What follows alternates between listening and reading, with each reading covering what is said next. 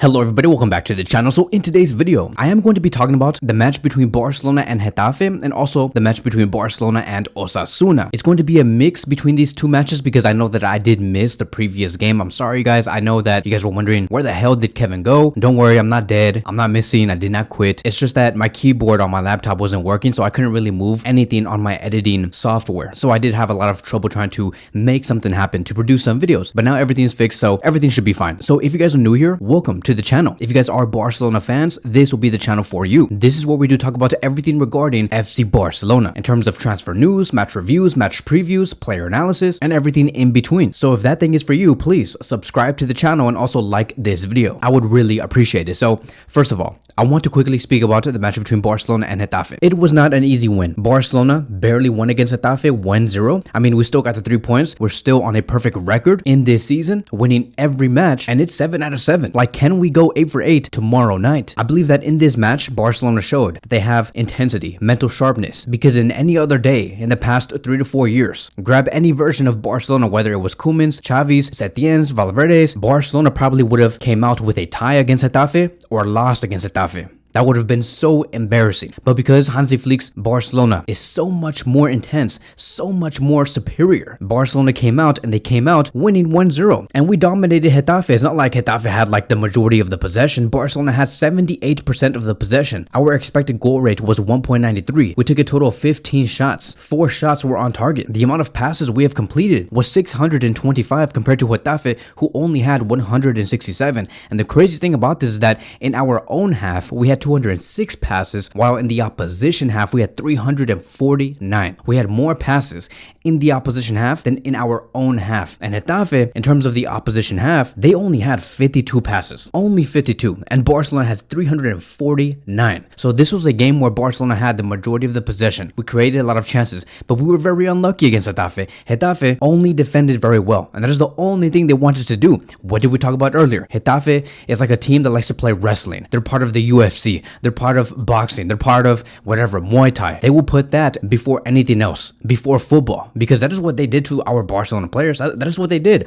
All they did was, let me tackle this guy. Let me try to interfere. Let me try to punch this person. Let me try to tackle the guy's knee. Let me tackle the guy's stomach or ankle or whatever. That is who Getafe is. That is what they are. That is what they stand for. It's embarrassing, but Barcelona pulled through. And then when you combine the amount of chances that we have missed, like for example, Eric Garcia blasted the ball over the whole stadium. It landed on Lewandowski's house. I'm like, bro, are you serious? Like, you really just missed that? I was so pissed off. I even said on X, I'm like, bro, like, you're not invited to anything. You're no longer going to be in the starting 11. You're no longer going to be coming to the training sessions. But I was just joking, because in the end, Eric Garcia had a great game overall. Besides that miss just pissed me off. With 77 touches, 4 out of 4 accurate long balls, 2 recoveries, 1 headed clearance, 5 out of 7 aerial duels won. He had a great game. Another player that I do want to compliment, it is going to be Casadó. Casadó, to me, is going to be our Joshua Kimmich. They play so similar. I'm like, bro, Casadó, bro, like, you clearly have some inspiration from Joshua Kimmich, because Casadó is becoming a great defensive midfielder. I honestly think that Casadó should be having continuity with us for at least 4 to 5 years. We all thought like a year ago, right, that Casadó was going to be that player that performs okay, he's decent, and maybe sell the player for around 25 to 30 million euros, a good flip. But Casadó has been upping his level so much, Hansi Flick will for sure continue to bet on the player. He's a great reinforcement. I don't necessarily believe that he's going to be like top first team material, like world class, like Rodri Busquets level, but he is definitely good enough to be our backup defensive midfielder. Our main defensive midfielders is always going to be Pedri, Gavi, Frankie for the rest of the season, right? And we have other players like Bernal, who's going to be coming in next year, but Casadó's always going to be lingering around there because he is good enough. 60 out of 66 passes were completed, which was 91% of his passes that were completed. He blocked 1 shot, created 1 chance, 9 passes into the final third, 3 out of 3 accurate long balls, 2 out of 3 tackles won, and 3 recoveries. This guy hustles. This guy has the spirit, the intensity, the focus. He always likes to intercept the ball. He is just superb in pressing, ball recoveries, tactical awareness. For some reason, he really does remind me of Gavi.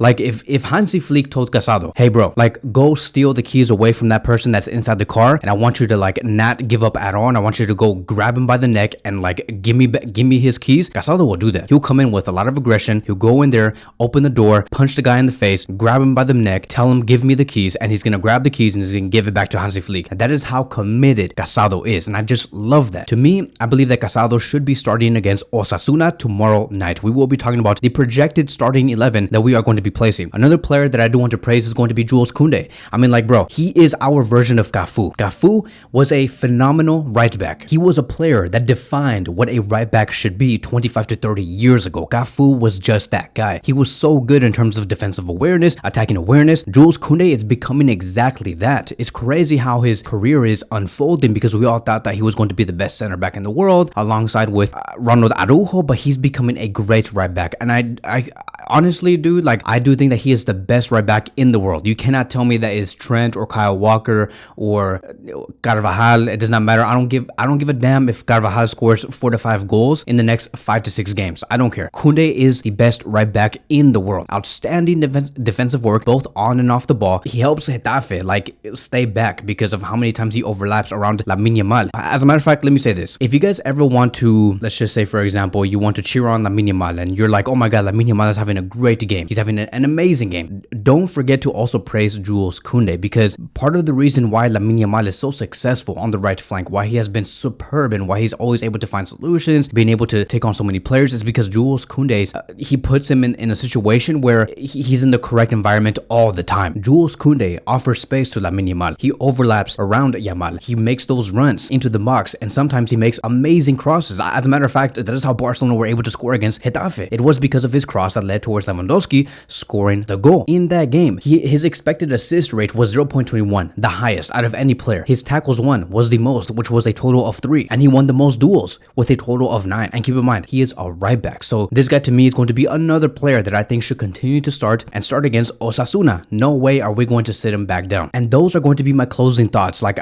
this was not the best game from Barcelona. I still think that it was a very high level. It was just the lowest game out of all games so far this season, right? I would say that it was a very even match. It could have gone either way, but Barcelona persevered. We did enough, and we continue with a great streak, which now leads us towards the next match against Osasuna. We have 3 more matches before international break. I know that it does seem like we're playing every day. We basically are. Like, bro, like, we're playing every 2 to 3 days. I'm scared that one of our players are going to get injured. But yeah, our next match will be against Osasuna on Saturday, and then Young Boys against Tuesday, and then Alaves on Sunday. And then after that, we go into international break. We go on that 12-day international break thing, and you know, it gets boring and stuff like that. And then we return back and play against Sevilla. So Hansi Flick did have a few things to say about point number 1, the potential record of 8 wins, point number 2, the rotations, and point number 3, about Frankie de Jong and Gavi. So this is what Flick had to say about the potential 8 wins that we could achieve. It's always good to win. We don't focus on whether it's a record. They're a team that has taken 10 points out of 12, and I know that the fans are very supportive in their stadium. I like their atmosphere. So Flick is basically stating that, yes, okay, Osasuna is not the best team right now. They are in the top 7 or 8 in the table. They can still do damage against Barcelona. Like, obviously, I mean, like, look at what happened against Getafe. Getafe are one of the worst teams in La Liga, and we barely beat them 1-0. All you basically have to do is like not play football and just wrestle. That's all you have to do. Like, if Osasuna wants just a 1-0 loss or like a 1-1 tie or just keep it 0-0, then just wrestle against us. Don't even play football. Just forget about the ball. Just try to tackle our nets or try to tackle our faces, and you know, you'll get the results that you do want. But in the end, it's going to be a very difficult game, and I hope that Barcelona pulls through, because I really want to go into international break with a perfect record, because that is going to allow us to build momentum by the time we do come back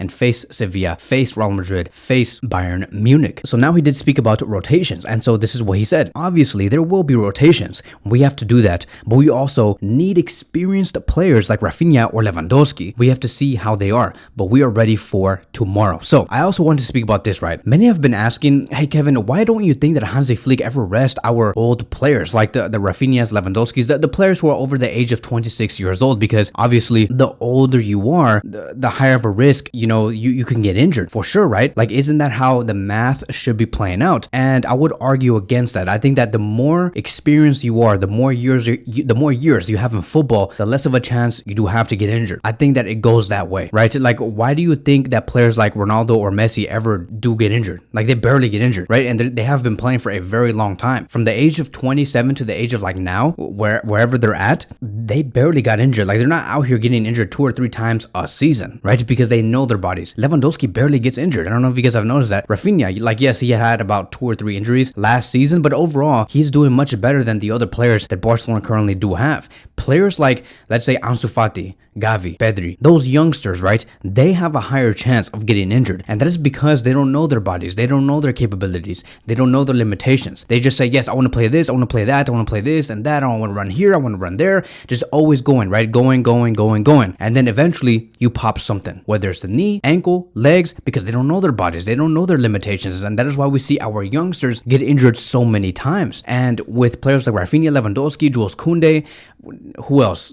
Some other veteran, like Gundogan from last season. None of those players really ever got injured because they know their bodies. They're experienced. They know when to run, when not to run, when to say, okay, I need to take a rest for this game. Let me sit back down because I know my feeling. I feel something in my ankle. Let me just not play. Okay, let me just take some precautionary measures. If it was Gavi or Pedri, they would have said, okay, I have a little feeling on my ankle, but let me play. I just want to go. No worries. It's probably not even something big. So that is why Hansi Flick is saying we still need our experienced players like Rafinha or Lewandowski. That's because he knows it is okay for these players to be playing every 2 or 3 days. The bodies can handle it. They know exactly how to approach things. And I think that, that is 100% correct. We need Rafinha, we need Lewandowski, we need Jules Koundé. The one player that does get me nervous, because this is a player that plays every 2 or 3 days, it is Lamine Yamal. Lamine Yamal is a player that plays just in the same consistency of Rafinha, Lewandowski, and Jules Koundé, but he's only 17. Like, he's only 17.